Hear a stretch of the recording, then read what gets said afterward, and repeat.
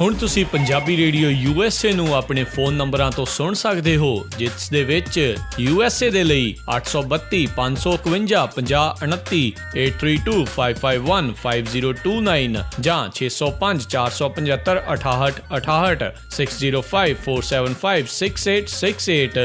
Toronto Canada ਦੇ ਲਈ 6479579633, British Columbia Canada ਲਈ 7786560460 ਜਾਂ 6046709696, ਕੈਲਗਰੀ ਕੈਨੇਡਾ ਦੇ ਲਈ 5873150587, ਇਟਲੀ ਦੇ ਲਈ 396899970694, ਪਾਕਿਸਤਾਨ ਦੇ ਲਈ 9202137130, UK ਦੇ ਲਈ 3300101100, 3300101100, ਜਰਮਨੀ ਦੇ ਲਈ 51180904041511 80 90 40 41, ਫਰਾਂਸ ਦੇ ਲਈ 3318014255, 33 180 142 595, ਆਸਟ੍ਰੇਲੀਆ ਦੇ ਲਈ 612080805601, 6128028080 ਹੁਣ ਤੁਸੀਂ ਆਪਣੇ ਦੇਸ਼ਾਂ ਦੇ ਵਿੱਚੋਂ ਇਹਨਾਂ ਨੰਬਰਾਂ ਦੇ ਉੱਤੇ ਕਾਲ ਕਰਕੇ ਪੰਜਾਬੀ ਰੇਡੀਓ USA ਨੂੰ ਲਾਈਵ ਸੁਣ ਸਕਦੇ ਹੋ। ਇਸ ਦੇ ਨਾਲ ਹੀ ਤੁਸੀਂ ਖਬਰ ਤੇ ਨਜ਼ਰ, ਸਿਹਤ ਸੰਭਾਲ ਦਾ ਪ੍ਰੋਗਰਾਮ, ਨਾਨ ਸਟਾਪ ਪੰਜਾਬੀ ਗੀਤ, ਗੁਰਬਾਣੀ ਰੇਡੀਓ, ਸ਼੍ਰੀ ਦਰਬਾਰ ਸਾਹਿਬ ਜੀ ਦੇ ਹੁਕਮਨਾਮਾ ਸਾਹਿਬ ਦੀ ਵਿਆਖਿਆ ਪੰਜਾਬੀ ਅਤੇ ਅੰਗਰੇਜ਼ੀ ਦੇ ਵਿੱਚ, ਵੱਖ-ਵੱਖ ਗੁਰੂ ਘਰਾਂ ਦਾ ਸਿੱਧਾ ਪ੍ਰਸਾਰਣ, ਇਹ ਸਾਰਾ ਕੁਝ ਇਹਨਾਂ ਨੰਬਰਾਂ ਤੇ ਡਾਇਲ ਕਰਕੇ ਸੁਣ ਸਕਦੇ ਹੋ, ਜਾਂ ਸਾਡੀ ਵੈਬਸਾਈਟ www.punjabiradiousa.com ਤੇ ਵੀ ਸੁਣ ਸਕਦੇ ਹੋ। ਸੁਣਦੇ ਰਹੋ ਪੰਜਾਬੀ ਰੇਡੀਓ USA।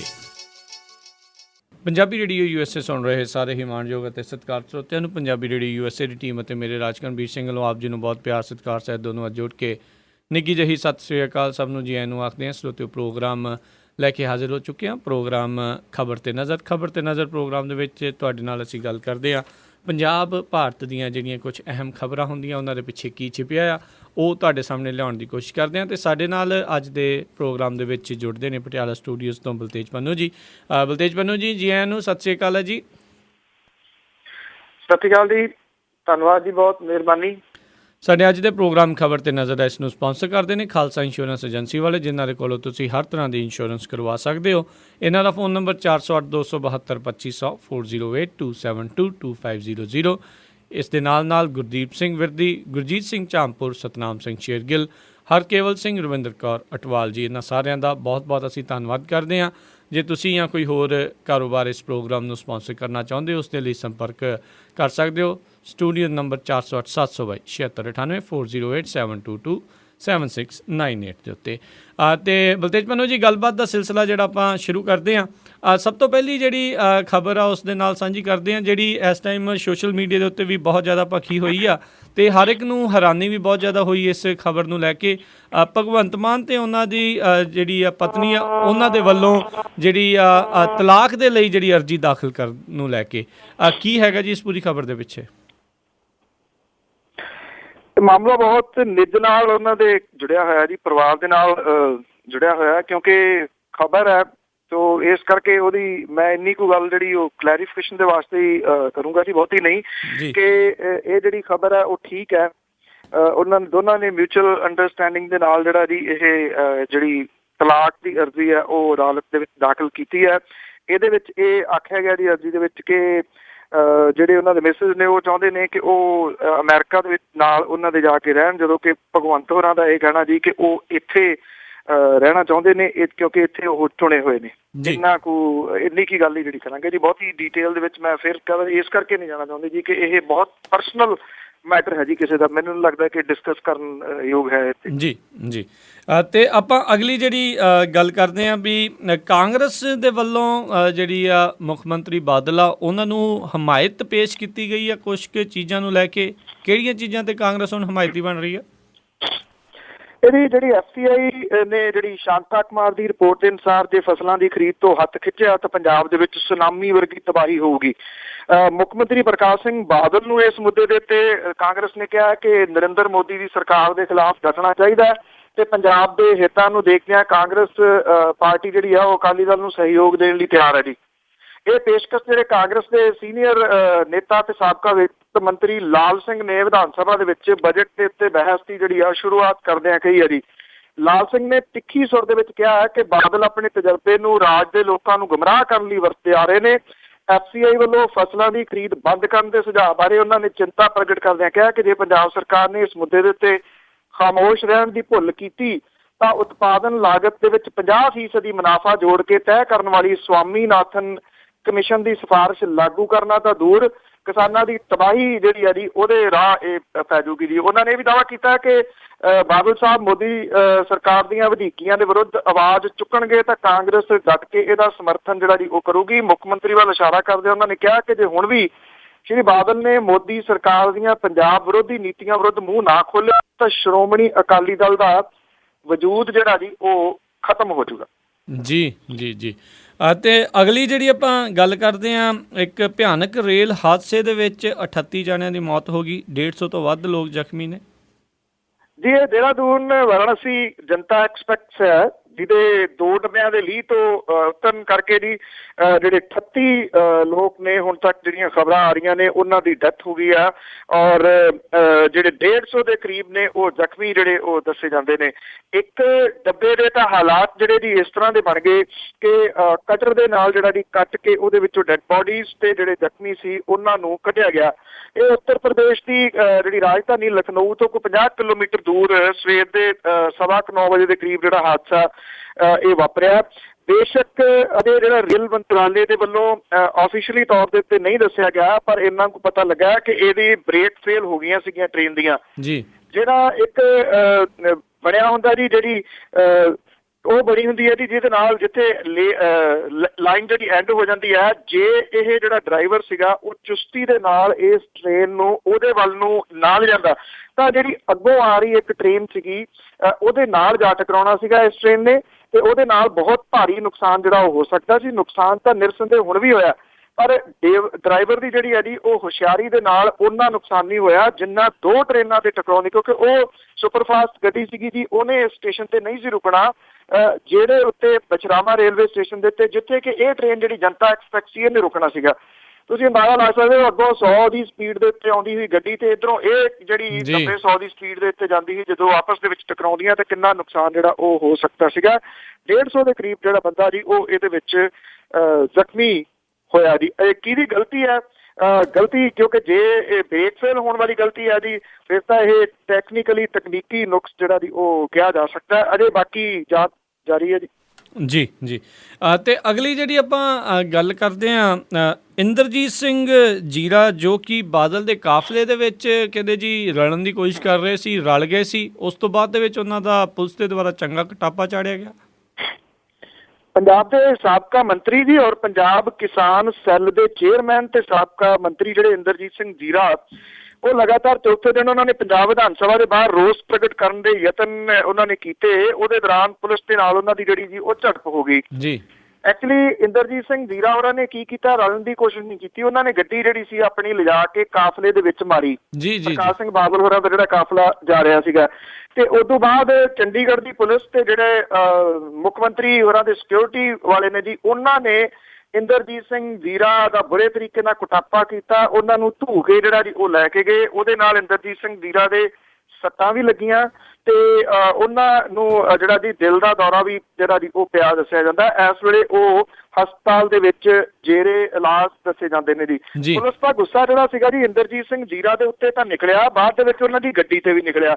ਉਹ ਪੁਲਿਸ ਨੇ ਜਿਹੜਾ ਸੀਗਾ ਜੀ ਇੰਦਰਜੀਤ ਸਿੰਘ ਜੀਰਾ ਹੋਰਾਂ ਦੀ ਗੱਡੀ ਜਿਹੜੀ ਸੀ ਉਹ ਮਾਰ ਕੇ ਬਿਲਕੁਲ ਤੋੜ ਦਿੱਤੀ ਔਰ ਜਿਹੜੇ ਜੀਰਾ ਦੇ ਡਰਾਈਵਰ ਨੇ ਬਲਜੀਤ ਸਿੰਘ PA ਆਕਾਸ਼ਦੀਪ ਸਿੰਘ ਵਿਰੁੱਧ ਤੇ ਇੰਦਰਜੀਤ ਸਿੰਘ ਜੀਰਾ ਦੇ ਵਿਰੁੱਧ ਜਿਹੜਾ ਜੀ ਉਹ ਇਰਾਦਾ ਕਤਲ 307 ਸਣੇ 332 354 ਤੇ 34 ਦੇ ਤਹਿਤ ਜਿਹੜਾ ਜੀ ਉਹ ਕੇਸ ਇੰਦਰਜੀਤ ਸਿੰਘ ਜੀਰਾ ਹੋਰਾਂ ਦੇ ਉੱਤੇ ਜਿਹੜਾ ਜੀ ਉਹ ਦਰਜ ਕਰ ਲਿਆ ਪੁਲਿਸ ਨੇ। ਜਿਹੜੀ ਕਾਂਗਰਸ ਹੈ ਜੀ ਉਹਨੇ ਇਸ ਗੱਲ ਦੀ ਨਿਖੇਧੀ ਕੀਤੀ ਹੈ ਕਿ ਉਹ ਇੰਨਾ ਸਖਤ ਜਿਹੜਾ ਸੀਗਾ ਉਹ ਕੇਸ ਉਹਨਾਂ ਦੇ ਉੱਤੇ ਨਹੀਂ ਸੀ ਜਿਹੜਾ ਜੀ ਉਹ ਦਰਜ ਹੋਣਾ ਚਾਹੀਦਾ।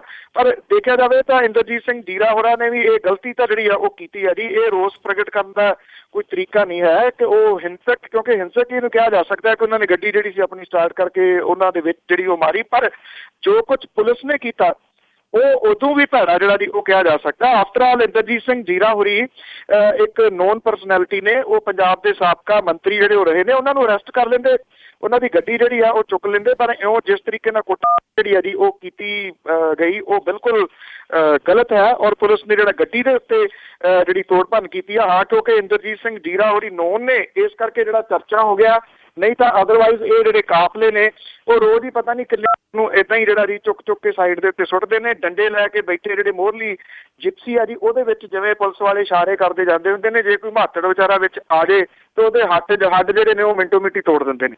ਜੀ ਜੀ ਬਿਲਕੁਲ। ਅਤੇ ਅਗਲੀ ਜਿਹੜੀ ਆਪਾਂ ਗੱਲ ਕਰਦੇ ਹਾਂ ਜਿਹੜੇ ਆ ਸੈਂਟਰ ਦੇ ਵਿੱਚ, ਜਿਹੜੀ ਸੈਂਟਰ ਦੇ ਹੇਠ ਆਉਂਦੀ ਜਿੰਨੀਆਂ ਵੀ ਪੁਲਿਸ ਨੇ, ਉਸ ਦੇ ਵਿੱਚ 33% ਦੀ ਮਹਿਲਾਵਾਂ ਦੇ ਲਈ ਰਾਖਵਾਂਕਰਨ ਮਨਜ਼ੂਰ ਹੋਇਆ। ਜੀ ਪੁਲਿਸ ਵਿਭਾਗ ਦੇ ਵਿੱਚ ਔਰਤਾਂ ਤੇ ਮਰਦਾਂ ਦਾ ਜਿਹੜਾ ਅਨੁਪਾਤ ਹੈ ਜੀ ਉਹਦਾ ਪਾੜਾ ਘਟਾਉਣ ਦੇ ਤਹਿਤ ਕੇਂਦਰ ਦੀ ਸਰਕਾਰ ਨੇ ਦਿੱਲੀ ਸਣੇ ਕੇਂਦਰ ਸ਼ਾਸਿਤ ਪ੍ਰਦੇਸ਼ਾਂ ਦੇ ਵਿੱਚ ਔਰਤਾਂ ਦੇ ਲਈ 33% ਦੀ ਰਾਖਵੇਂਕਰਨ ਨੂੰ ਪ੍ਰਵਾਨਗੀ ਜਿਹੜੀ ਹੈ ਜੀ ਉਹ ਦਿੱਤੀ ਹੈ ਜੀ।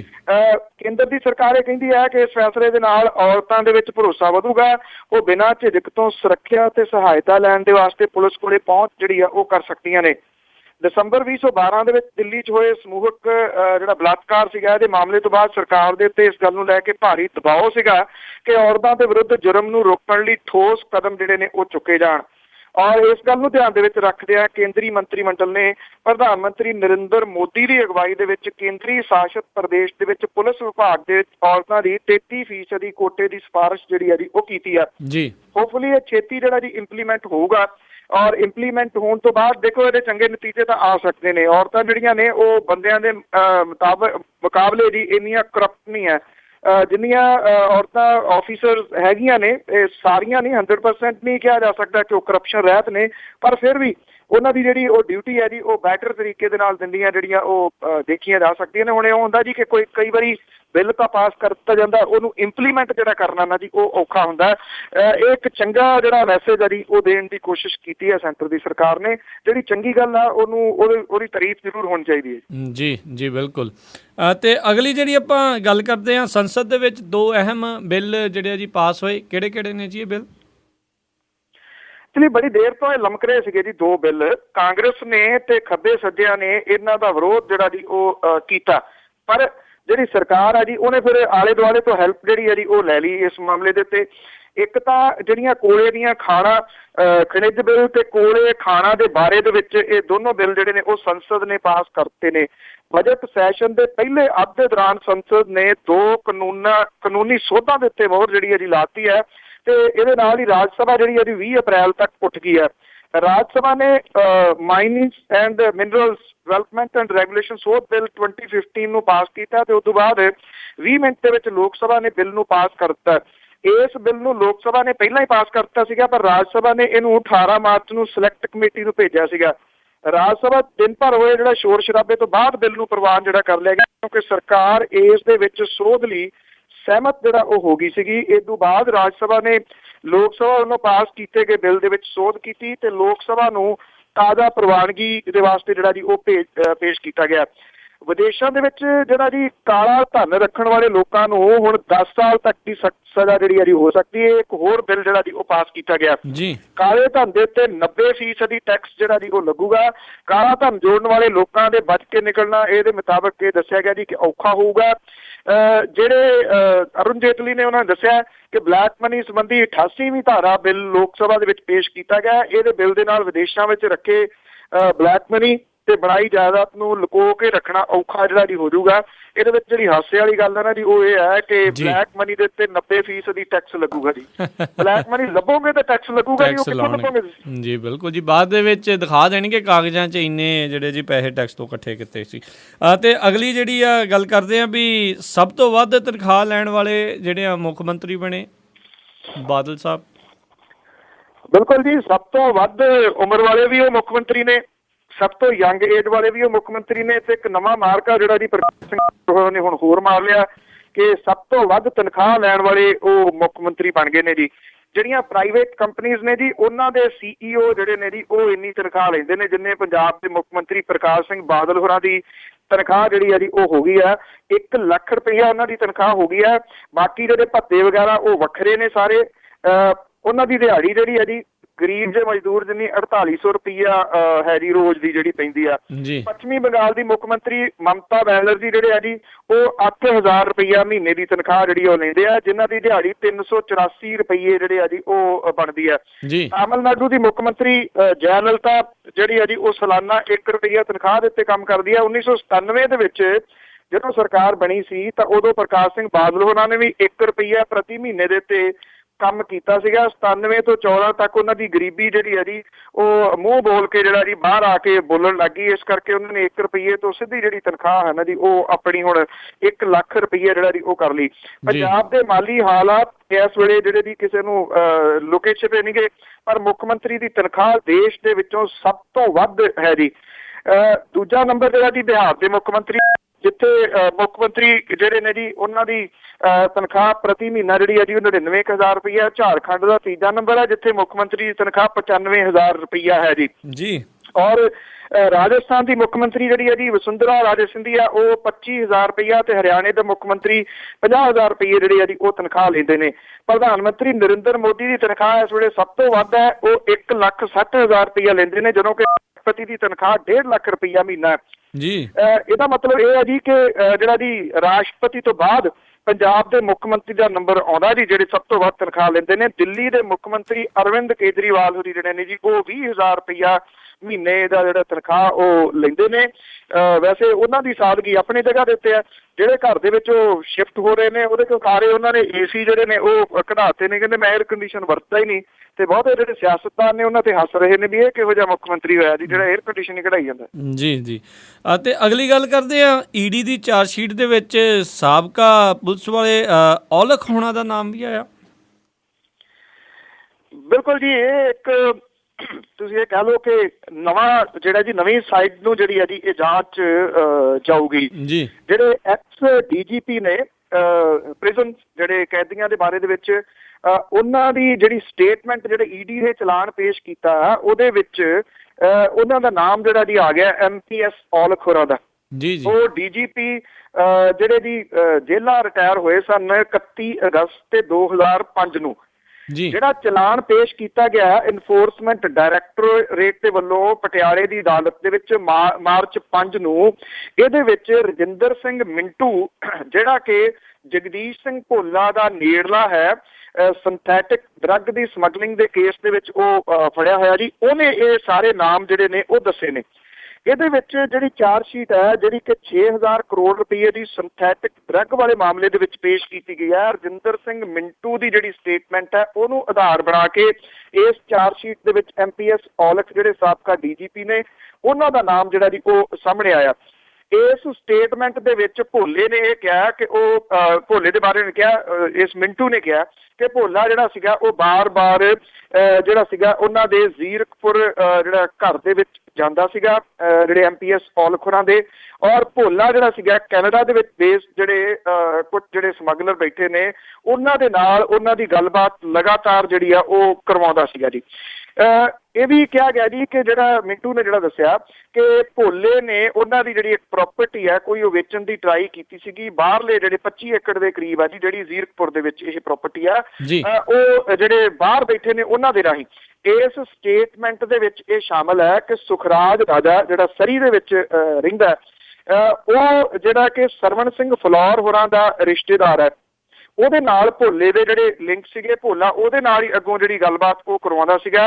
ਇਹ ਵੀ ਜਿਹੜੇ ਪਤਾ ਲੱਗਾ ਸਰਵਣ ਸਿੰਘ ਫਲੌਰ ਹੋਰਾਂ ਤੋਂ ਜਿਹੜੀ ਪੁੱਛਗਿੱਛ ਹੋਈ ਸੀ, ਉਹਨਾਂ ਦੇ ਮੁੰਡੇ ਤੋਂ ਪੁੱਛਗਿੱਛ ਹੋਈ ਸੀ, ਉਹ ਸੁਖਰਾਜ ਰਾਜਾ ਦੀ ਵਜ੍ਹਾ ਕਰਕੇ ਜਿਹੜੀ ਆ ਉਹ ਪੁੱਛਗਿੱਛ ਹੋਈ ਸੀਗੀ ਜੀ। ਮਿੰਟੂ ਨੇ ਆਪਣੀ ਸਟੇਟਮੈਂਟ ਦੇ ਵਿੱਚ ਇਹ ਵੀ ਗੱਲ ਆਖੀ ਹੈ ਕਿ ਇੱਕ ਹੋਰ ਜਿਹੜੇ ਸਪਲਾਇਰ ਨੇ ਸਰਬਜੀਤ ਸਿੰਘ ਨਿੱਕੂ ਤੇ ਸੁਖਰਾਜ ਸਿੰਘ ਜਿਹੜੇ ਨੇ ਜੀ ਇਹ ਦੋਨੋਂ ਫਲੌਰ ਦੇ ਰਿਸ਼ਤੇਦਾਰ ਨੇ, ਸਰੀ ਦੇ ਵਿੱਚ ਰਹਿੰਦੇ ਨੇ।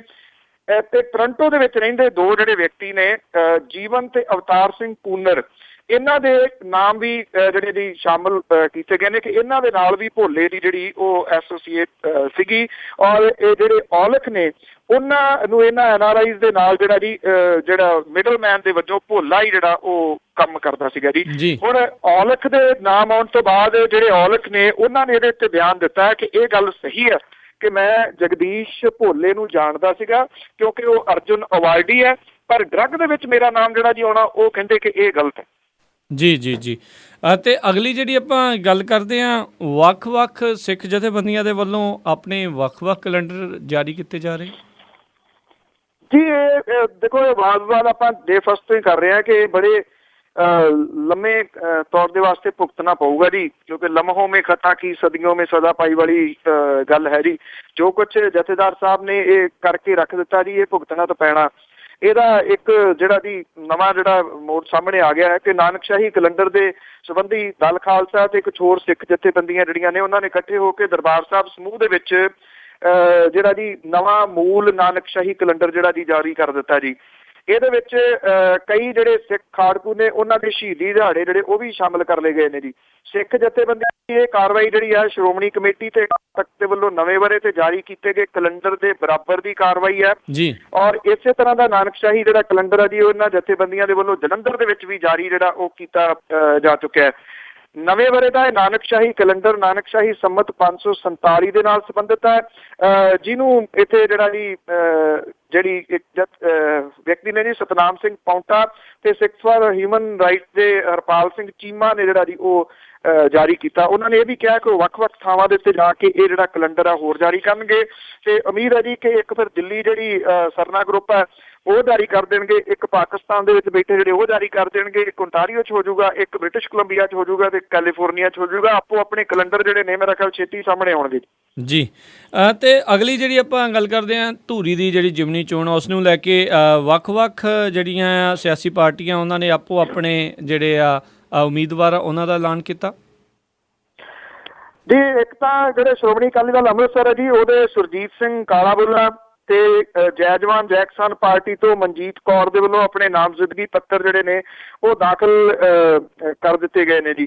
ਉਧਰ ਜਿਹੜਾ ਹੈ ਜੀ ਵਿਕਰਮ ਸਿੰਘ ਧਨੌਲਾ ਜਿਹਨੇ ਜੁੱਤੀ ਸੁੱਟੀ ਸੀ ਮੁੱਖ ਮੰਤਰੀ ਪ੍ਰਕਾਸ਼ ਸਿੰਘ ਬਾਦਲ ਹੋਰਾਂ ਦੇ ਵੱਲ, ਬਾਅਦ ਦੇ ਵਿੱਚ ਉਹਨੇ ਅੰਮ੍ਰਿਤ ਛਕ ਲਿਆ ਸੀ, ਵਿਕਰਮ ਸਿੰਘ ਧਨੌਲਾ ਬਣ ਗਿਆ ਸੀ। ਉਹ ਸਾਈਕਲ ਲੈ ਕੇ ਦਿੱਲੀ ਗਿਆ ਸੀ ਭੁੱਖ ਹੜਤਾਲ ਰੱਖਣ ਲਈ, ਉੱਥੋਂ ਫਿਰ ਮੁੜਿਆ ਜੀ ਭੁੱਖ ਹੜਤਾਲ ਜਿਹੜੀ ਉਹ ਛੱਡ ਕੇ, ਔਰ ਹੁਣ ਉਹਨਾਂ ਨੇ ਆਜ਼ਾਦ ਉਮੀਦਵਾਰ ਦੇ ਵਜੋਂ ਧੂਰੀ ਤੋਂ ਜਿਹੜੇ ਆ ਜੀ ਉਹ ਕਾਗਜ਼ ਆਪਣੇ ਦਾਖਲ ਕੀਤੇ ਨੇ। ਜਿਹੜੀਆਂ ਵੱਡੀਆਂ ਪਾਰਟੀਆਂ ਨੇ ਜੀ ਉਹਨਾਂ ਦੇ ਵੱਲੋਂ ਵੀ ਆਪਣੇ ਉਮੀਦਵਾਰ ਜਿਹੜੇ ਨੇ ਉਹ ਐਲਾਨ ਦਿੱਤੇ ਗਏ ਨੇ। ਜਿਹੜੇ ਅਕਾਲੀ ਦਲ ਹੈ ਜੀ ਉਹਦੇ ਵੱਲੋਂ ਜਿਹੜੇ ਇਹਦੇ ਸਾਬਕਾ ਜਿਹੜੇ ਵਿਧਾਇਕ ਨੇ ਇੱਥੋਂ ਗੋਬਿੰਦ ਸਿੰਘ ਲੌਂਗੋਵਾਲ ਉਹਨਾਂ ਨੂੰ ਆਪਣਾ ਉਮੀਦਵਾਰ ਜਿਹੜਾ ਜੀ ਉਹ ਬਣਾਇਆ ਗਿਆ। ਉਹ ਪਹਿਲਾਂ ਵੀ ਧੂਰੀ ਤੋਂ ਚੋਣ ਲੜ ਚੁੱਕੇ ਨੇ, ਪਿਛਲੀ ਵਾਰੀ ਉਹ ਜਿਹੜੀ ਇਹ ਚੋਣ ਹਾਰ ਗਏ ਸਨ ਜੀ। ਇਹਦੇ ਨਾਲ ਨਾਲ ਜਿਹੜਾ ਸਾਂਝੇ ਮੋਰਚੇ ਤੇ ਕਾਂਗਰਸ ਦੇ ਵੱਲੋਂ ਸਾਬਕਾ ਮੁੱਖ ਮੰਤਰੀ ਪੰਜਾਬ ਸੁਰਜੀਤ ਸਿੰਘ ਬਰਨਾਲਾ ਪੋਤਰੇ ਨੂੰ ਜਿਹੜਾ ਜੀ ਉਹ ਟਿਕਟ ਦਿੱਤੀ ਗਈ ਹੈ। ਗਗਨਜੀਤ ਸਿੰਘ ਬਰਨਾਲਾ ਨੂੰ ਨਹੀਂ ਦਿੱਤੀ ਗਈ। ਗਗਨਜੀਤ ਸਿੰਘ ਬਰਨਾਲਾ ਦੇ ਮੁੰਡੇ ਸਿਮਰ ਪ੍ਰਤਾਪ ਸਿੰਘ ਬਰਨਾਲਾ ਨੂੰ ਜਿਹੜਾ ਜੀ ਉਹ ਉਮੀਦਵਾਰ ਬਣਾ ਦਿੱਤਾ ਗਿਆ। ਹਾਲਾਂਕਿ ਕਾਂਗਰਸ ਨੇ ਆਫੀਸ਼ੀਅਲੀ ਇਹਦਾ ਐਲਾਨ ਨਹੀਂ ਕੀਤਾ, ਪਰ ਅੱਜ ਜਿਹੜੇ ਆ ਜੀ ਉਹ ਆਪਣੇ ਕਾਗਜ਼ ਕਰਨਗੇ। ਅਜਿਹੀਆਂ ਜਿਹੜੀਆਂ ਜੀ ਉਹ ਖਬਰਾਂ ਇਸ ਵੇਲੇ ਚੱਲ ਰਹੀਆਂ ਨੇ। ਤਕਰੀਬਨ ਸਿਆਸੀ ਪਾਰਟੀਆਂ ਨੇ ਆਪਣੇ ਉਮੀਦਵਾਰ ਜਿਹੜੇ ਨੇ ਉਹ ਐਲਾਨ ਦਿੱਤੇ ਨੇ। ਹੁਣ ਆਉਂਦੇ ਦਿਨਾਂ ਦੇ ਵਿੱਚ ਹੀ ਇਹ ਧੂਰੀ ਜਿਹੜੀ ਵਿਧਾਨ ਸਭਾ ਹੈ ਜੀ ਉਹ ਭਖੂਗੀ ਜੀ।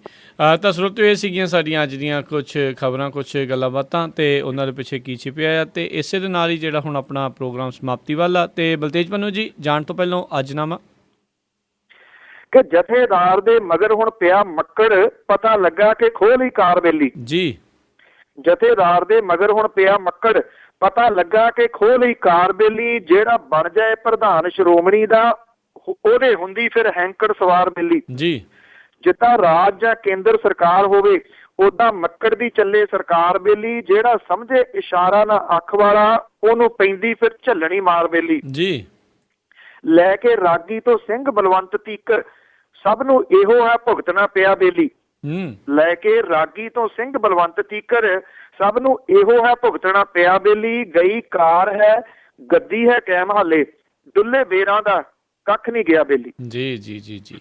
ਬਹੁਤ ਬਹੁਤ ਧੰਨਵਾਦ ਬਲਤੇਜ ਪੰਨੂ ਜੀ, ਤੁਸੀਂ ਸਾਡੇ ਨਾਲ ਜੁੜੇ ਅਤੇ ਇਹਨਾਂ ਖਬਰਾਂ ਦੇ ਪਿੱਛੇ ਕੀ ਛਿਪਿਆ ਉਹ ਸਾਨੂੰ ਦੱਸਿਆ। ਇੱਥੇ ਹੀ ਜਿਹੜਾ ਹੁਣ ਅੱਜ ਦਾ ਪ੍ਰੋਗਰਾਮ ਸਮਾਪਤ ਹੈ। ਬਹੁਤ ਬਹੁਤ ਤੁਹਾਡਾ ਧੰਨਵਾਦ। ਸਤਿ ਸ਼੍ਰੀ ਅਕਾਲ। ਧੰਨਵਾਦ ਜੀ, ਬਹੁਤ ਮਿਹਰਬਾਨੀ। ਸਤਿ ਸ਼੍ਰੀ ਅਕਾਲ ਜੀ। ਜਿਸ ਤਰ੍ਹਾਂ ਸੁਣ ਰਹੇ ਸੀ ਆਪਾਂ ਅੱਜ ਦਾ ਇਹ ਪ੍ਰੋਗਰਾਮ, ਅਤੇ ਇੱਥੇ ਹੀ ਹੁਣ ਪ੍ਰੋਗਰਾਮ ਸਮਾਪਤ ਹੈ। ਮੇਰੇ ਵੱਲੋਂ ਵੀ ਆਪ ਜੀ ਨੂੰ ਬਹੁਤ ਪਿਆਰ ਸਤਿਕਾਰ ਸਹਿਤ ਦੋਨੋਂ ਅੱਜ ਜੋੜ ਕੇ ਨਿੱਘੀ ਜਿਹੀ ਸਤਿ ਸ਼੍ਰੀ ਅਕਾਲ। ਅਗਲੇ ਬੁਲੇਟਿਨ 'ਚ ਫਿਰ ਆਪ ਸਭ ਨਾਲ ਮੁਲਾਕਾਤ ਹੋਵੇਗੀ। ਉਦੋਂ ਤੱਕ ਲਈ ਜਿਉਂਦੇ ਵਸਦੇ ਰਹੋ, ਹੱਸਦੇ ਖੇਡਦੇ ਰਹੋ ਅਤੇ ਸੁਣਦੇ ਰਹੋ ਪੰਜਾਬੀ ਰੇਡੀਓ USA।